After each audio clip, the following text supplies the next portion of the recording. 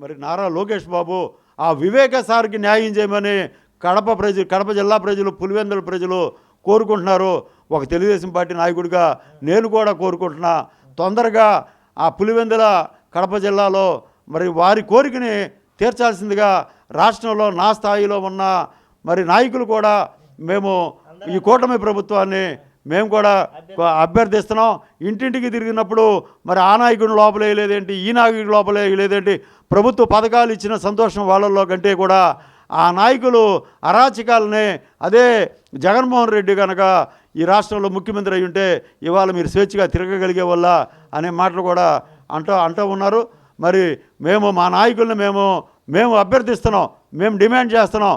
మరి ఎవరైతే మరి మన రెడ్ బుక్లో ఎవరైతే ఉన్నారో వారందరు నమోదయ్యి ఉన్నారో వారిని రాజ్యాంగబద్ధంగా చట్టం తన పని తాను చక్కగా చేసుకునే విధంగా తన పని తాను చేసుకోవడానికి మా ముగ్గురు నాయకులు కూడా త్వరగా సహకరించాలని మీ ద్వారా మేము కోరుకుంటున్నాం.